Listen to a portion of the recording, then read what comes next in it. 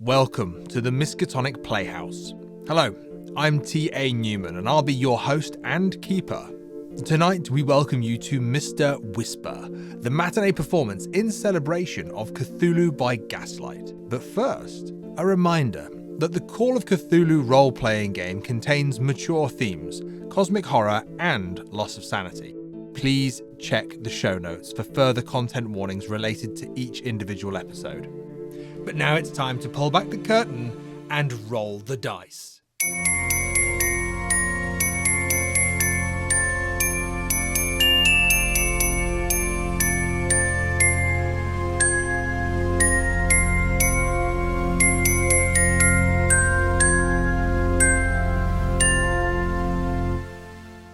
The silhouette of Bainbridge's twisted, broken hand, muscle torn, bones protruding, the hand sticking up out of this reformed figure that you once knew, Dr. Shaw. It lies on the cobbled stones outside of the sanatorium before you, Dr. Shaw. Vesper Wodehouse, Chelsea Flowers, and Lord Richard Fowler. The London fog drifts between you and this body, but you can see the horror, you can see what's happened. And even as the street lamp flickers, as the gas twitches through those tubes, you can see there's a metal object, a key, sitting in this broken hand. Can I ask what you do?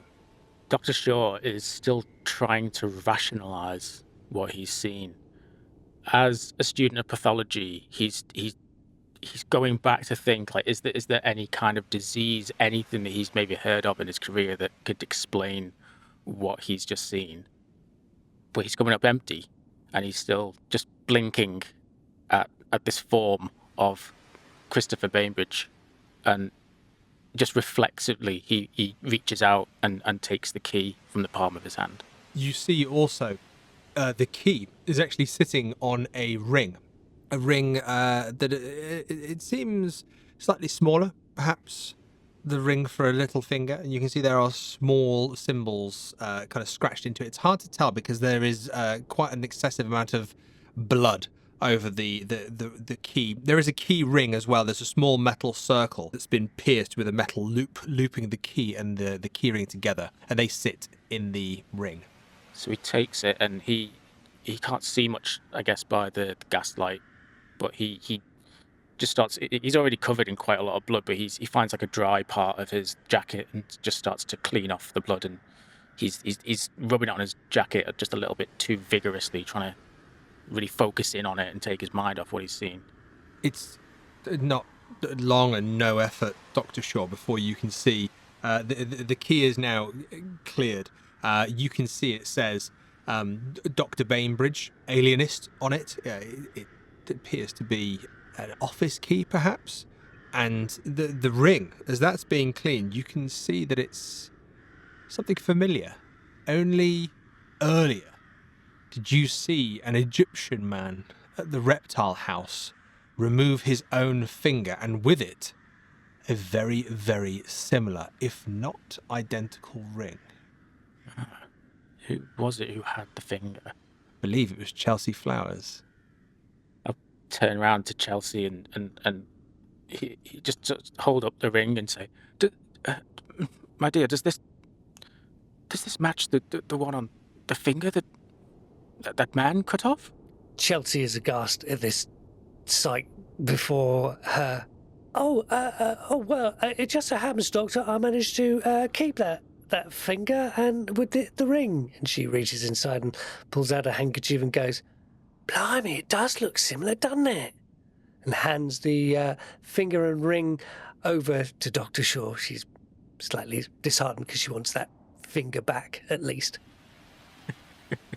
So yeah, Dr. Shaw is comparing the rings and looking very closely. He's going to try and remove the ring off the disembodied finger, I think.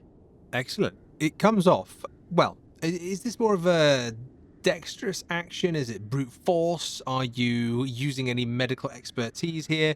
Are you just attempting to slip the ring off the finger? I think all his strength has left him after seeing what he's seen. So he's just going to just gently kind of twist it off without much force. Okay. Can I have just a dexterity roll, please? And that is a success, 23 over 45. Perfect. Do you have the thing? Well, just describe it to me, Dr. Shaw. How do you just finger in one hand, ring grasped by the other, and just a slight twist? Is that the idea? Yeah, just twisting it all in one direction until the finger pops off. So I think if you weren't a medical man, this is something that perhaps you might not have noticed. But as you twist the finger, you notice that the ring's width of flesh comes off with it. And it's only when the ring is separated from the finger does that internal loop of flesh then just coil to the floor and drop out of the ring. Oh, that's weird, Doctor. What could cause that? I think we've seen this before. Keeper, can you do a medicine roll to see if this almost exactly matches the way the flesh was coming off Dr. Bainbridge? Any similarities in terms of coloured skin, texture, anything like that? And that's an extreme success, 10 over 55. With an extreme success, you can see that there is an incredible similarity between the way that the flesh has behaved here. Is it directly in relation to the ring? You're not sure. And this is the extreme success giving you those further thoughts as a medical practitioner.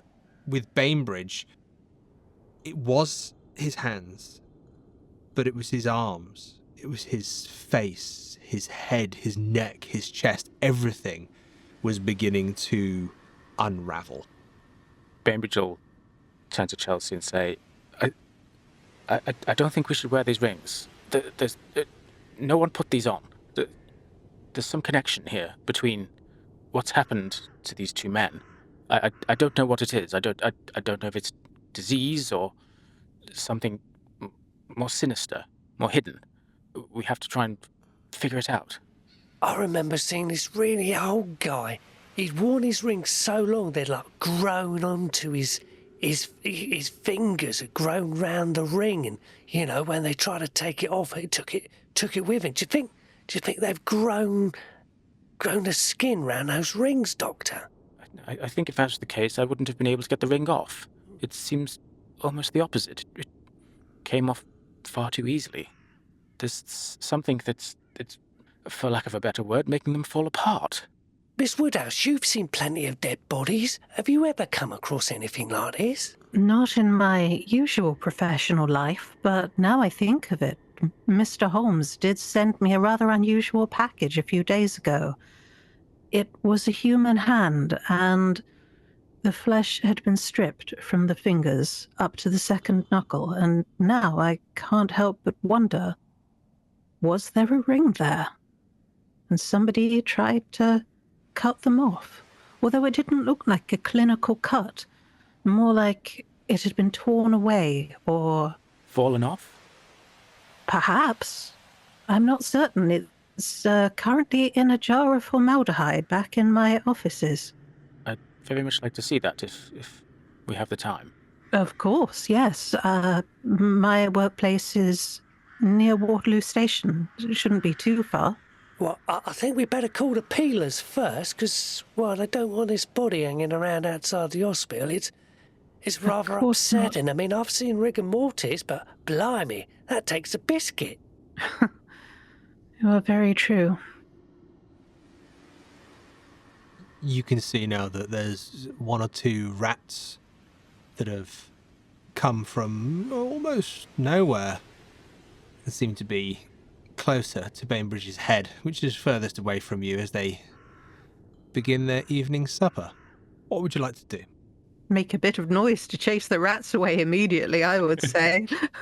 I would say at this point you do see one of the orderlies coming out of Holloway Sanatorium and kind of jogging over to you.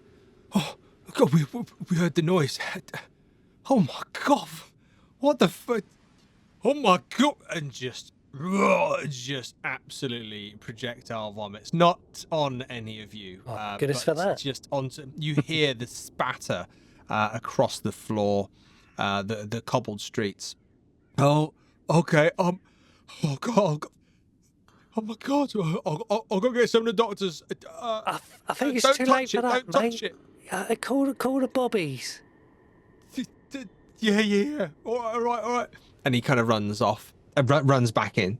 So, what is that you have there in your hand? Sorry, you seem to have been investigating it quite intensely. It's a ring, your lordship. Yes, two rings, to be precise. It seems that Bainbridge was carrying one, and the man in the reptile house, he wore one too. He cut it off, as a matter of fact. I don't believe in coincidence myself. I think there's some connection. I think this is related to the murders. Well, whatever it was. Well, if not, it's definitely connected to Mr. Holmes. That is reasonable. Here, look for yourself, but please don't put them on or anything like that. And I'll show Lord Fowler the rings very closely. 2 rings. And what is that in your other hand, Doctor? He had his key. It's his office key. I was there earlier tonight. It must be for something in his home. Well, this is all very mysterious. Almost like we're in one of those thrilling books Dr. Watson writes. Perhaps we should... How do you do these things? I never quite get the hang of it. Investigate. Usually what happens is the coppers turn up and they haven't got a clue, and they call Mr. Holmes and he does all these wonderful things like tell him how tall he was and what nationality he was from, what boat he got off and what ticket he bought. And I'm not that clever, I'm afraid, your lordship. Miss Flowers? Yes, your lordship. Let me demonstrate something quite amazing to you. Oh. The man had fingers this size, and he holds up the ring. Oh. He was no doubt of Egyptian descent, and he came off the boat SS Great Eastern. Have you read the Londinium Times too, then, my lordship? Anyway, we probably must to this man's office. Dr. Shaw, do you know the address? Yes. Gotta find the address. Please, you should no doubt fit in my carriage. Shall we on our way? Unless you would rather reconvene in the morning. I'm sorry, Miss Wodehouse, that's very rude of me. Your lordship, I don't mean to overstep myself, but I mean, if we flee the scene right now without the police, and people know you've been here, might it not affect your reputation? It seems we might have to. Someone has to explain. We told the orderly everything will be sorted out. Don't you worry about it. If you're quite sure, then you see, Smithers is beside him, just nodding. And I would say you did without the need for a role. You absolutely got the sense from the orderly that they weren't coming out and going, "What have you done?" They were coming out and going, "Oh my God, what's happened?" And they could see that you were essentially bystanders. Your names are on record. You've visited. I stabbed the corpse a few times for good measures. No. So you enter Lord Fowler's carriage, and you're off to Mr. Bainbridge's townhouse and his practice in Pall Mall. So it's not too long before you find yourself there, but you do have a few minutes in the carriage if there's anything you'd like to discuss. But as you're having that momentary conversation, Miss Wodehouse, could you give me a power roll, please? I can indeed. Sorry. Oh, yes, I did. 49 against 45. That's a fail. I kind of feel like I ought to be spending some luck here, although I have very little of it. You're very welcome to start spending luck. I only have 35 luck points. Yeah, I mean, this is the Victorian era. They didn't give out luck as generously as they do these days. It was much more considered a expensive commodity. Mm-hmm. Yeah. Would you like to spend some luck? Do you know, I think I really ought to spend 4 points of luck at this point. Fantastic.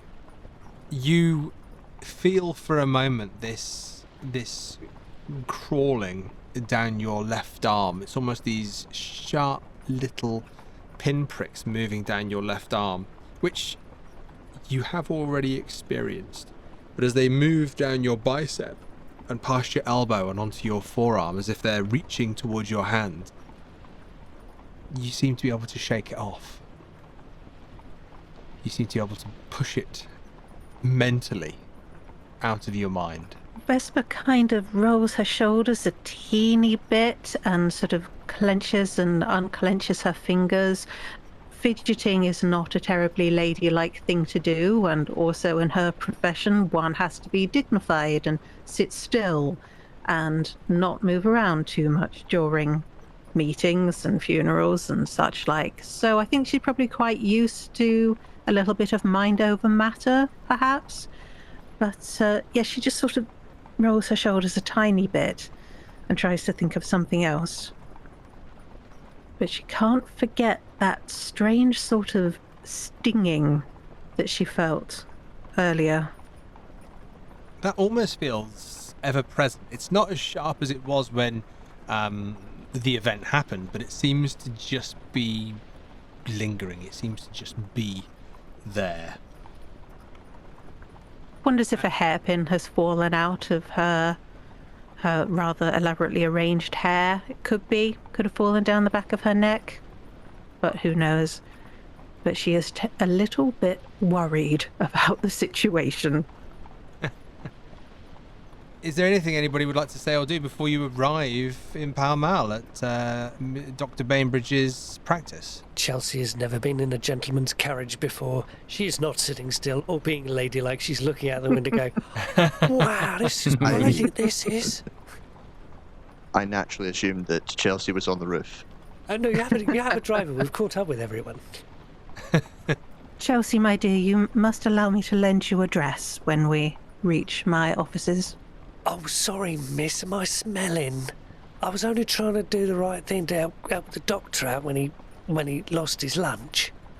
Oh, it's quite all right. It's quite all right. I'm used to the more biological aspects of the human body, but yes, you may be more comfortable if I were to lend you a fresh gown. Kind of you, Miss Wodehouse. If there's anything I can do, I tell you what, I'll give you an extra wreath for nothing. Next time I do you one for the funeral, like. Thank you. That's very kind of you, Chelsea. The carriage pulls up. You hear the wheels grinding on the cobblestones coming to a pause, and the driver jumps down from the carriage, opens the door, pulls the steps down, and you are outside Dr. Bainbridge's house. You see this townhouse with a large front door, a few steps leading up to it.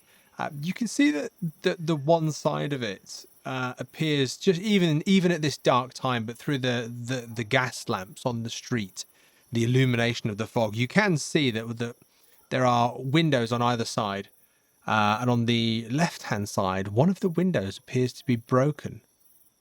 Oh, look, your lordship. This place has been already broken into. Someone smashed a window. No, I can explain. That was me. I was here earlier this evening. It was just an accident. There's no need to be alarmed. No one's broken in. Oh, thank goodness for that. Yes, I do need to tell you something, though. He has a widow, Agatha. I think we're the first ones who will be seeing her. Someone will need to break the news. I'm used to doing this. I'm happy to do this. Or else, Vesper, if... Chelsea looks at the floor. I'm happy to do it, but I have been told my bedside manner isn't the best. Vesper, I know you have experience with grieving relatives. Of course, I would be happy to speak to the widow. I'm sure your skills are much better than mine in this area. Thank you. I'm sure you do yourself a disservice, Doctor, but nevertheless, I shall speak to Mrs. Bainbridge. Thank you. And I will go up and knock on the door. Excellent. Can you give me a listen roll, please? Sure can. In fact, you're all welcome to give me a listen roll if you're all standing there with the good doctor. I got 20 out of 20, which is a success. Fantastic. Miss Wodehouse? That was a failure, I'm afraid. 31 against 20. Miss Flowers? Chelsea's usually got a sharp eye for this sort of thing, but that's a failure of 82 versus 60. Let's see. And Lord Fowler? Lord Fowler wasn't listening. That's a 55 versus 45. So perhaps, Dr. Shaw, in the acuteness of the situation where you realise you're going to be talking to Miss Agatha Bainbridge about her new societal title as a widow, your ears are alert, overdrive, adrenaline beginning to pump through your body. But the house isn't as quiet, perhaps, as you think it is. Dr. Shaw, you can hear muffled voices inside. You can hear Agatha's voice talking exasperatedly. You can't quite make out the words. It's more of the tone, Dr. Shaw, that you can hear. But you can hear a gentleman's voice inside. Almost, well, you're used to hearing these tones from your own practice and those of a certain class. It appears that there is a demand for something. And you knocked on the door, you said? I was going to ask, have I knocked on the door? I was going up to knock on the door, I think. You're very welcome to tell me whether you've knocked on the door. I pause just as I'm about to rap on the door and listen. And I guess the others can see me listening as well. And I turn to them and say, I don't think she's alone. There's someone else in with her. It sounds like they're having some kind of debate. I see, Dr. Shaw, that the door is actually slightly open. It's not closed. I sort of step past the others to see if I can look through the window again, to see if I can maybe see some movement and see who might be there. You can't see anything inside Dr. Bainbridge's office. I mean, you can see the desk. You can see there's a filing cabinet. You can see there's a couple of chairs in front of the desk that are facing each other. There's even a chaise lounge off to the side, but there's no lights on in there. There doesn't appear to be any activity in there. Where you previously had entered the property and moved into more of the accommodation, the residential side of the property, that is where the voices appear to be coming from. I'll go back to the door and I'll put my finger to my lips to the others to say, like, let's do this quietly. And I'll slowly open the door and see if we can get inside to hear what's going on a bit better. The door opens, and as it does, the light from inside is bright. You can see that there are a number of doors. You know that there's the door that leads into the room that you had previously tried to treat Dr. Bainbridge in. That door is shut. There's a door opposite that, which leads into more of a parlour, a saloon type environment. That's where you can see the light, and you can see almost a silhouette, a shadow cast up on the open door of what you can clearly see is a gentleman, and what you can only think is Agatha. I'm gonna just try and get closer, tippy toe in there, and try and get towards the door, just so I can try and hear more of the conversation. Well, absolutely. I mean, you hear Agatha talking to someone, and you hear Agatha saying, "Look, I don't know where he is. He shouldn't have gone anywhere. He's not a well man. I can't give you access to his office because I don't have access to his office. He's never given me access.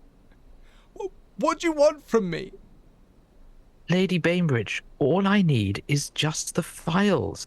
I'm sure he would have wanted my father to have a look at them.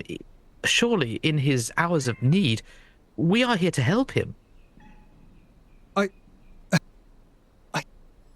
don't know what these files are, why they're so important. I know he spoke to your father about them, but I don't know why he should send you at such a time of the night. It's nearly midnight, and I don't know where he is, and I can't give you access. I apologize.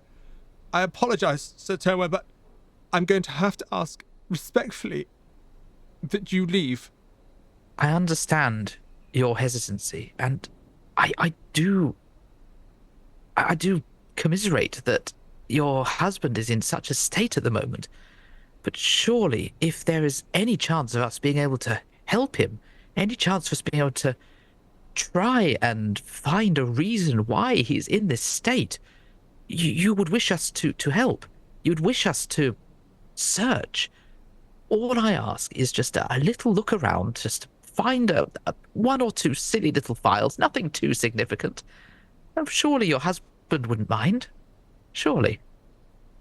I've always thought of you as such a kind boy. Better than the rest, but I find it unusual that you come with assistance now, my dear Sebastian. Why not a week ago? Why not 2 weeks ago? But here, tonight, of all nights. You, of all people, know as well that, unfortunately, I am beholden to the whims of my father. I wish that I could have been here sooner. In fact, I regret that I have not been able to see my good friend all this time. He is as an uncle to me. You know what an impact he had on my growing up. It's a shame to see him in such a state, but my father has now deemed it that it is time for me to help. And I just do apologize that I have not been able to see you sooner. And Sebastian puts his hand on her shoulder. Dr. Elliot, sure. Miss Wodehouse, Miss Flowers, Lord Fowler. You can hear this conversation from within. Dr. Shaw, you're the closest. You could hear every single word, but you all hear these snippets. What do you do? Chelsea's very much, this is a job for men, and she's going to take a step back and probably slight retreat to the carriage if there's gentlemanly things to be discussed. No place for a flower seller from Chelsea. Also, she's got a funny feeling that someone's going to come running out of the house any second now and knock everybody flying, so she's getting out of the way. Vesper is pushing her skirts flat against her so that they don't rustle when she moves, and she's trying to remember where she's heard this voice before. She's only getting snippets. I don't know if that's another listen roll or an intelligence roll. I feel like that would be an intelligence roll. I do too. 87 against 75. The dice are not in my favor. I mean, it's definitely familiar, but you do see a number of clients through your business on a regular basis, many of which are of the higher class. After a while, they all start to sound like the same. They all start to sound like Lord Fowler. Well, they all went to the same school, didn't they? Yeah, so that just puzzles in her mind for a while, but nothing comes. Dr. Shaw will take the silver key for Bainbridge's office, and assuming that Lord Fowler has heard the same conversation as he has, he'll press the key firmly into Lord Fowler's hand and point him in the direction of the office. And if Lord Fowler is willing and to go along with this harebrained scheme, then he will take a few steps back, and when the coast is clear, knock on the door and call out for Mrs. Bainbridge. Okay. Lord Fowler? Lord Fowler's thoroughly excited. He thinks he's in one of Watson's stories. My understanding is that I would have to enter with Shaw. That the pointing in the direction is something that will happen once I enter the house. As soon as you step into the house, immediately on your left is the office door to Bainbridge's practice. The rest of the property is residential. Right, got it. So it's going to be a case of Shaw distracts them and I slip in through the door. Mm-hmm. Fowler's down. He thinks this is the best idea he's ever heard of. So are you entering the office sneakily without with everybody else being busy? With my base stealth, I am, yes. Excellent. What is your stealth? Can you just let me know, just out of curiosity? It's a 20, it's base. Nice. Oh, of course, sorry, base stealth. I thought you were being trendy then and using the language of the younger generations. So you find yourself very easily using the key, opening the door, and going into the office, closing it behind you, I imagine. Quietly. Ooh. And Do I lock it? Oh, well, you can. The key works both ways. Yeah, you know what he does? He slips in and he locks it. This is all feeling very much.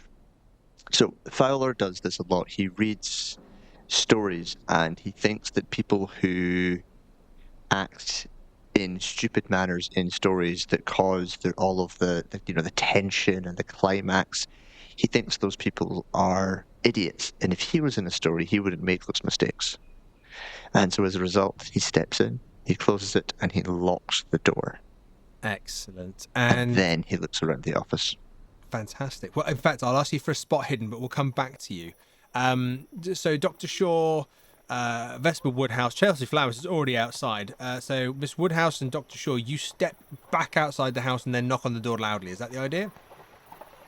Yeah, I'd probably look at Chelsea and maybe make a bit of a motion to see if she might want to go around the back of the house. And I'll do that, this sort of eyes, point to my eyes and then point to sort of round the back to see if maybe she wants to just cover the back.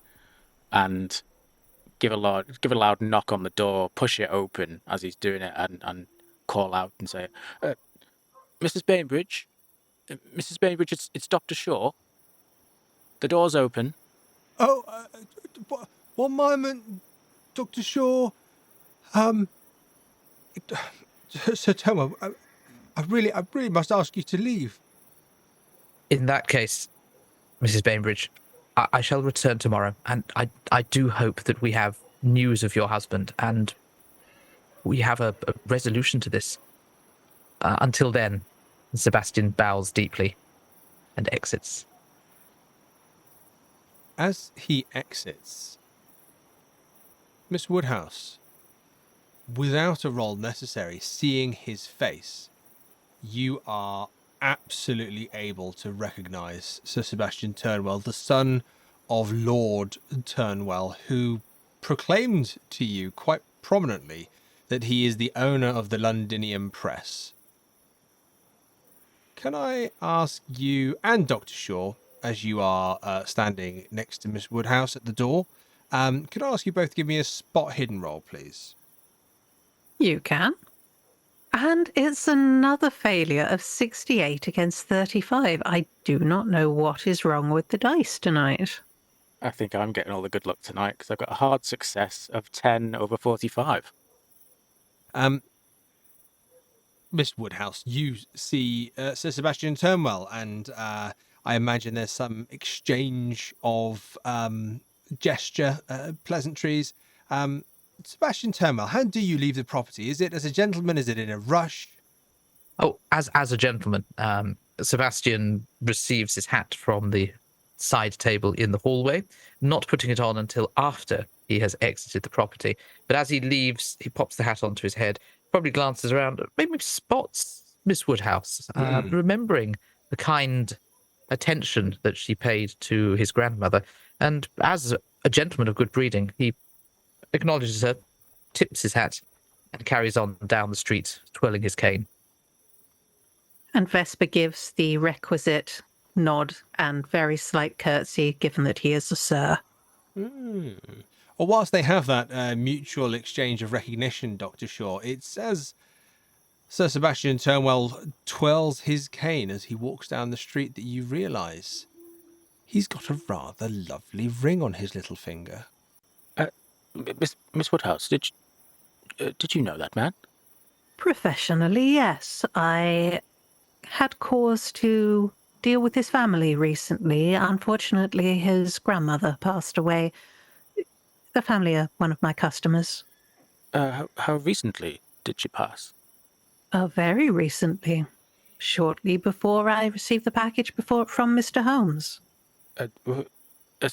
Excuse me for asking, but was there anything strange about the death? Not that I'm aware of. I don't suppose you saw. Did you happen to notice the ring he was wearing on his finger? The ring that Sir Sebastian was wearing? Yes, it seemed rather like the rings that we found earlier tonight? I'm afraid I didn't notice it, but now that you've said that, I do remember the grandmother. I don't remember her actual jewelry or whatever it was that she was wearing, but while I was taking some photographs as a memento mori, I remember Sir Sebastian's father was moving the grandmother's hands around. I placed them just so to give the proper pose, the proper dignity, but he did keep trying to move them. And he was doing something with her hands. I can't help but wonder if she was wearing some sort of ring. I could be, of course, just making things up in my own head, but it does make me wonder. Yes, me too. Maybe we should pause this thought. We have to talk to Mrs. Bainbridge. Yes, we shall certainly come back to this. Allow me to introduce you. And he'll head into the house and call out again for Mrs. Bainbridge. In here, Dr. Shaw. But just as she says that, Lord Fowler, we're going to turn to you in Dr. Bainbridge's private offices. You're in the room. You've locked the door behind you. You can see directly in front of you, there are two rather comfortable chairs that are facing each other. To the side and behind you, almost along where the wall of the door, there was a chaise lounge.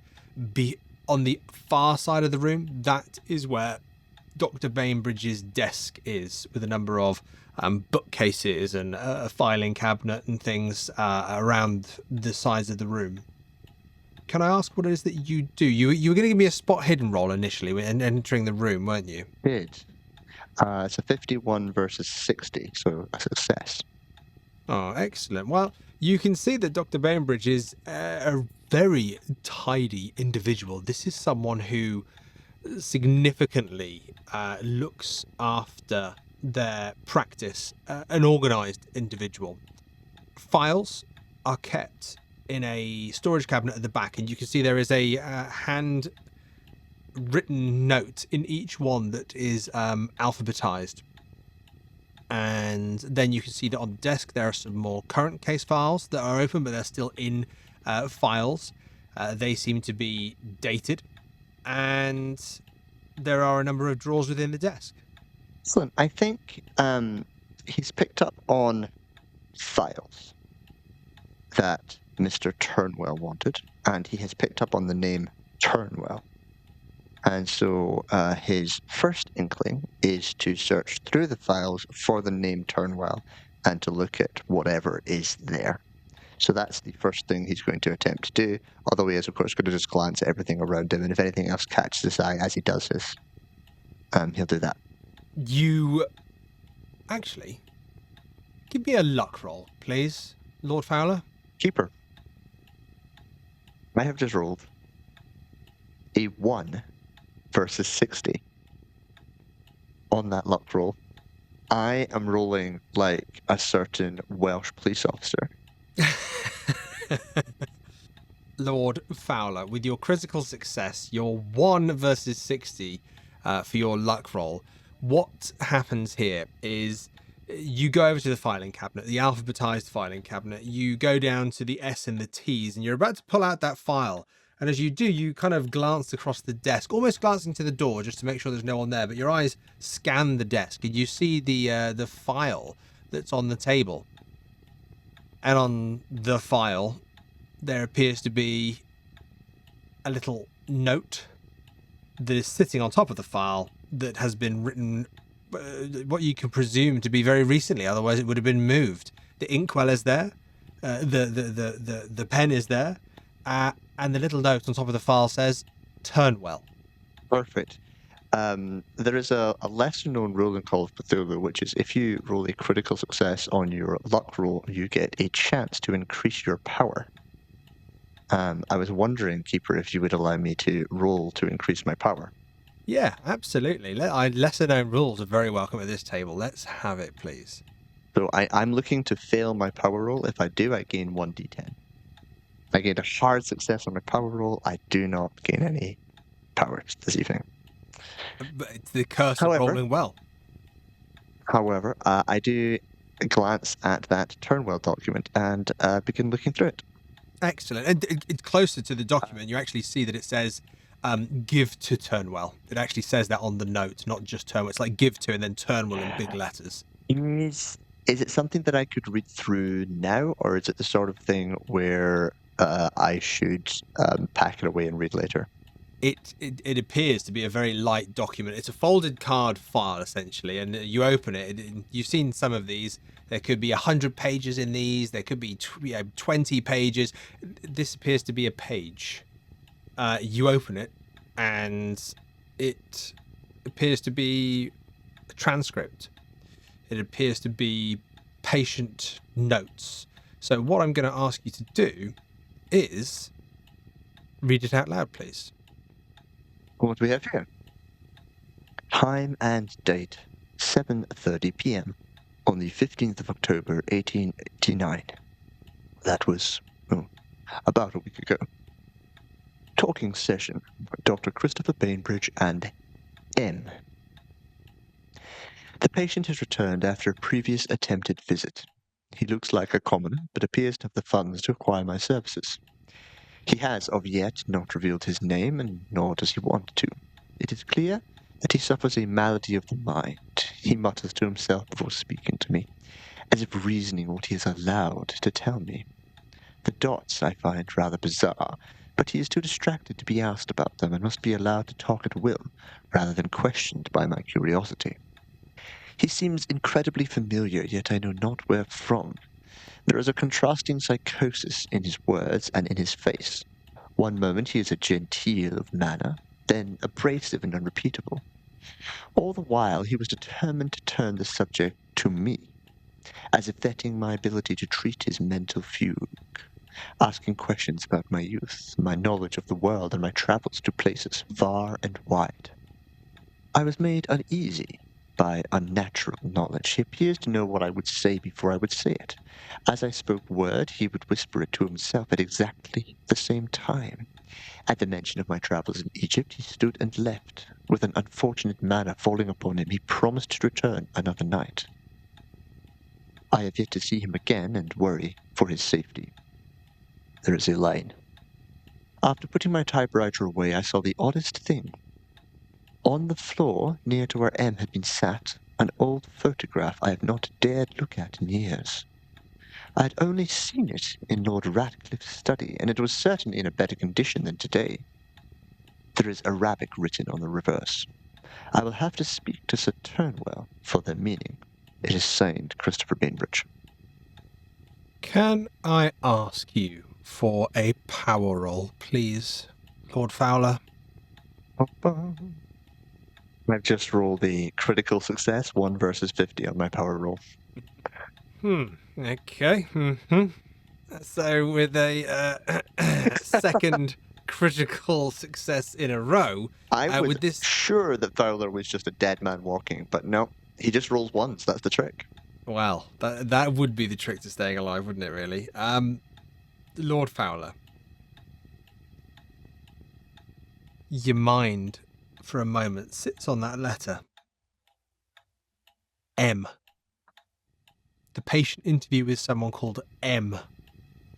The difficult conversations, the changing moods, the mention of Bainbridge's youth, Egypt, the mention of a photograph that Lord Ratcliffe had, Arabic being on the back, and it would be Turnwell who'd be able to translate that.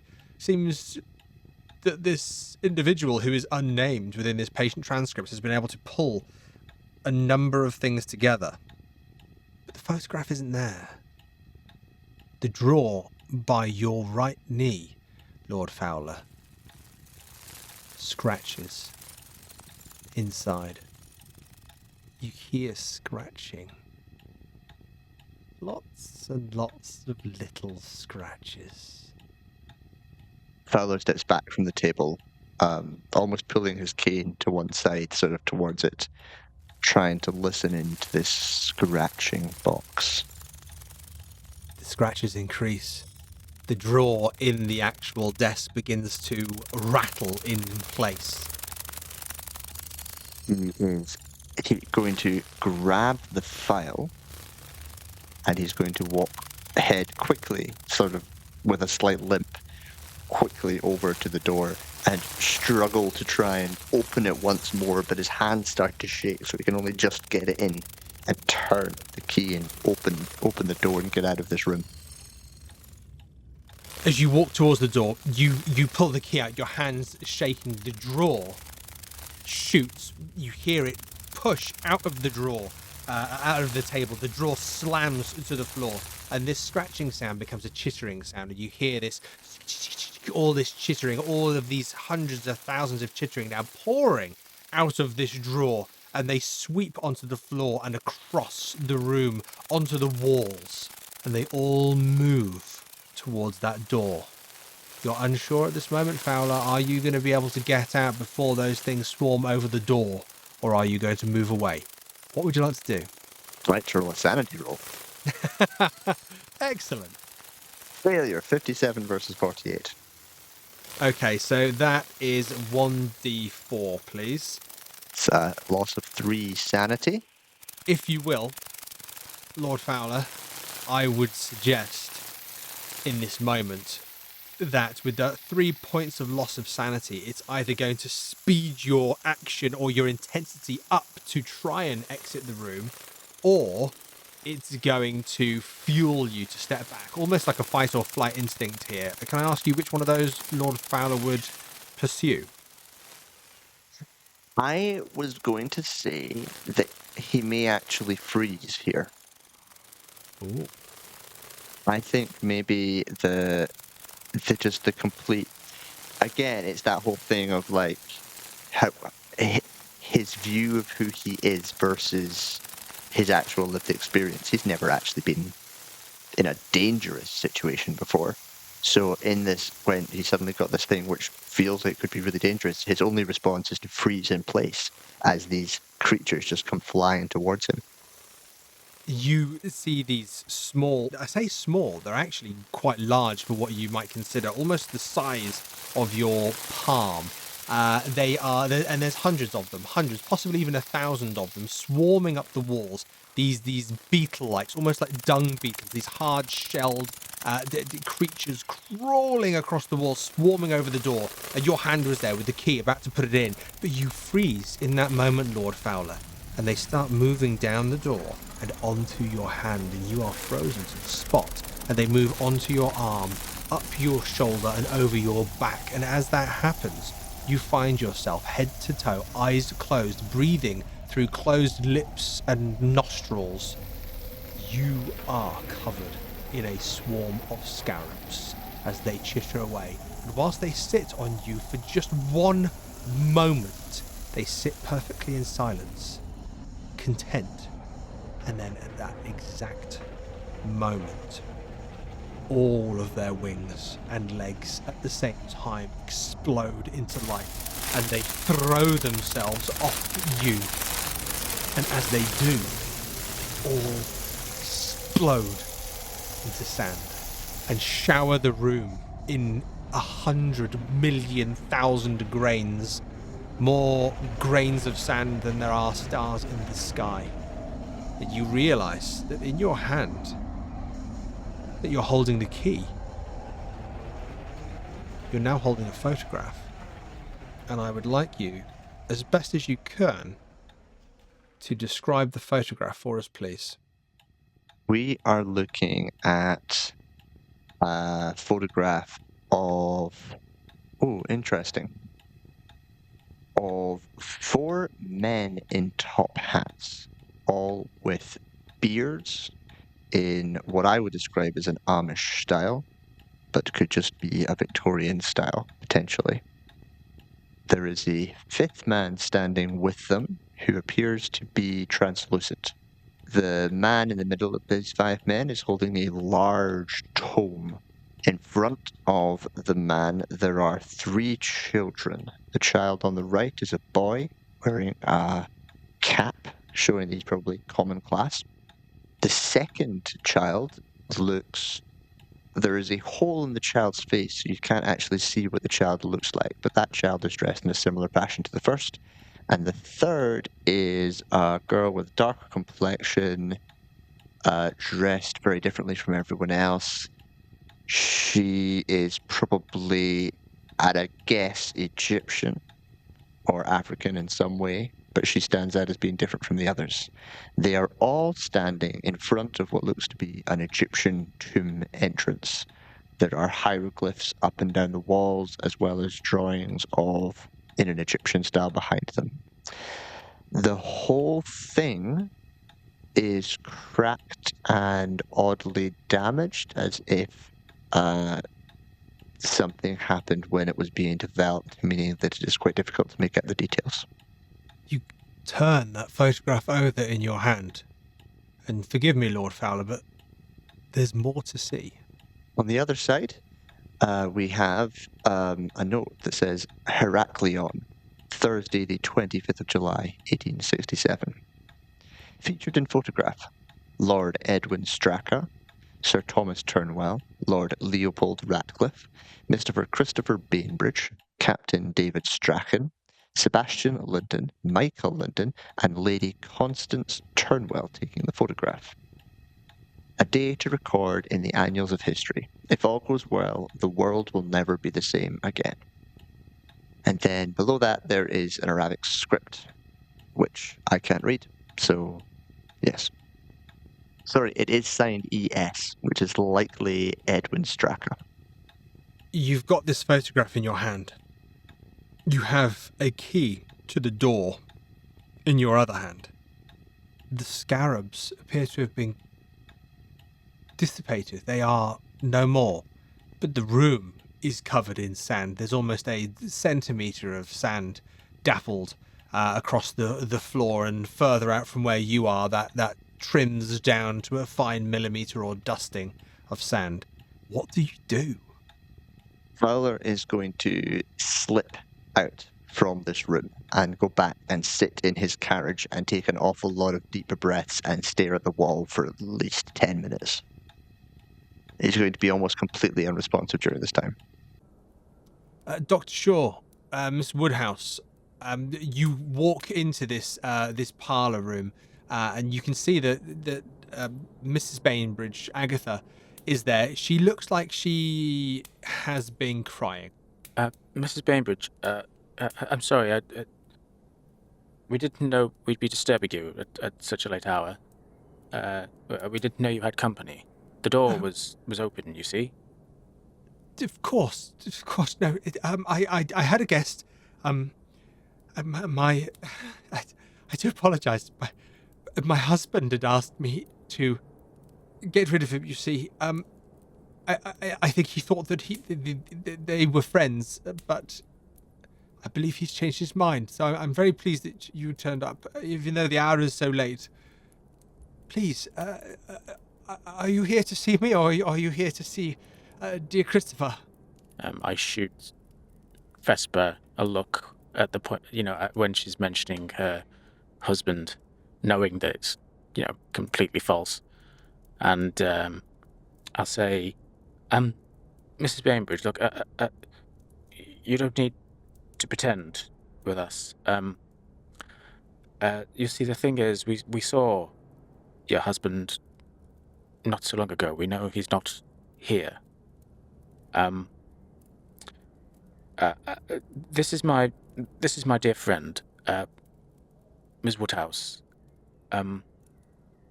Miss Wodehouse, this is Mrs. Bainbridge. I do think it's best if you can maybe tell her what's happened tonight. Of course, Doctor. Hello, Miss Wodehouse. Chelsea, did you go around the back of the house? Yeah. And what is it exactly round the back of the house that you're doing, Chelsea? Well, she's trying to find a way around the back of the house because this is probably a terraced house. So she's probably down the side of a terrace trying to find a way around the back of the house. It's freezing. It's nearly midnight. She's covered in puke. She's trying to find the back of a house of a doctor's place that she's only just arrived in. She doesn't know this part of London. She really is going, is this what Sherlock Holmes' mysteries are all about? But hey, The doctor told her to go around the back, so she has managed to find her way round the back, unless you're going to call for a navigation roll. No, I fully believe that Chelsea Flowers is more than capable of this. But I think you're right. It would have taken us some time.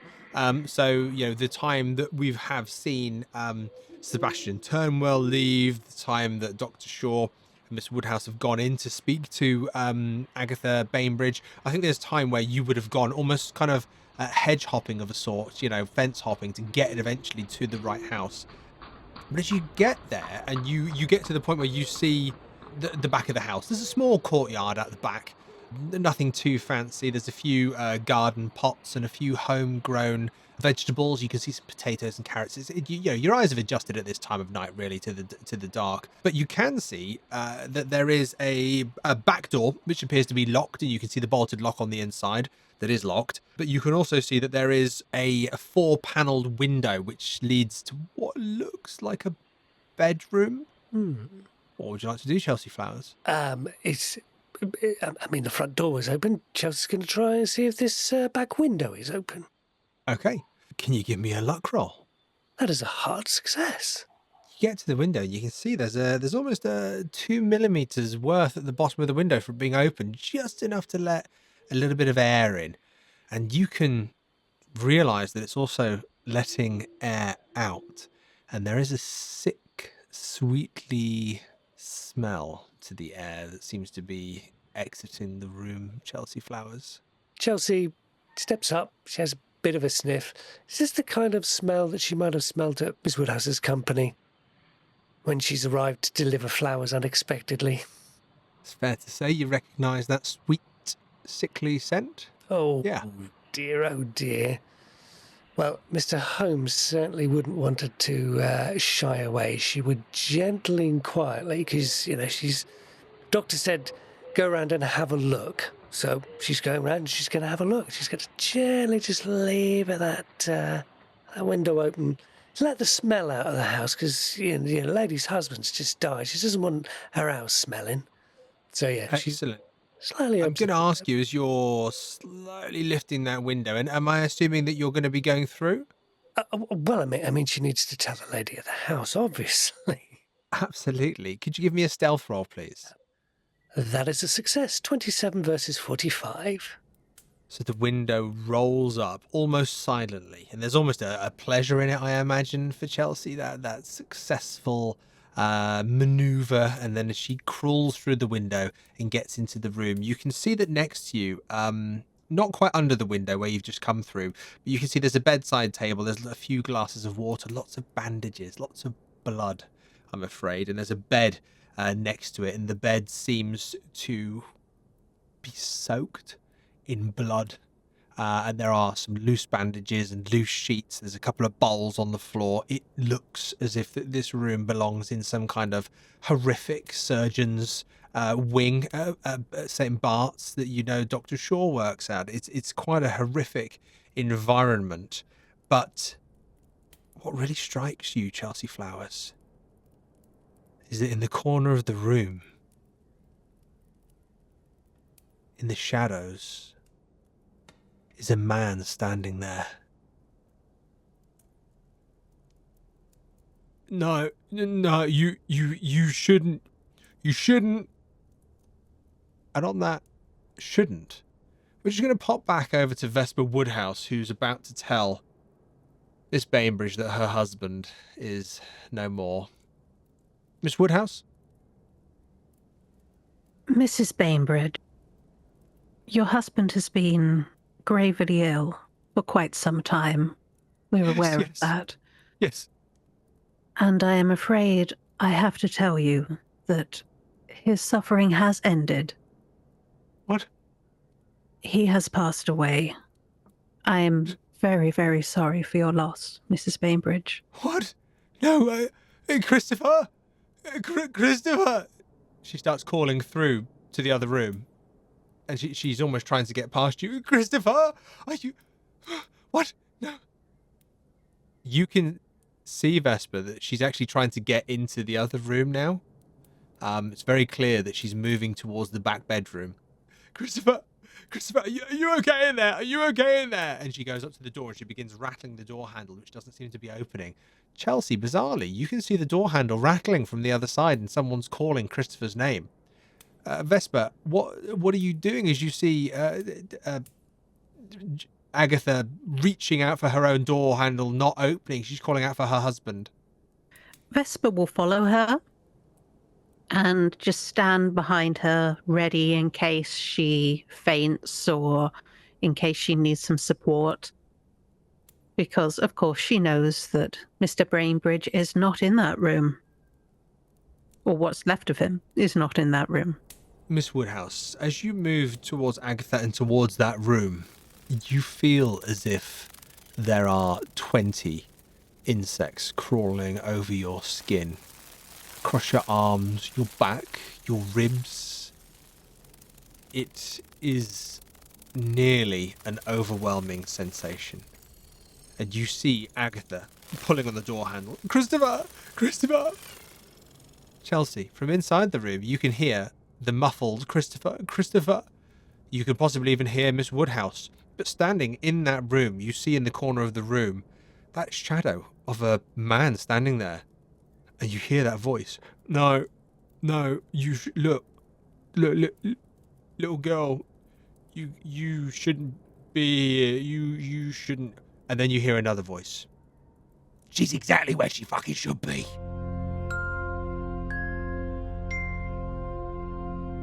Thank you for joining us for Act 4, the penultimate episode in Season 1 of Mr. Whisper.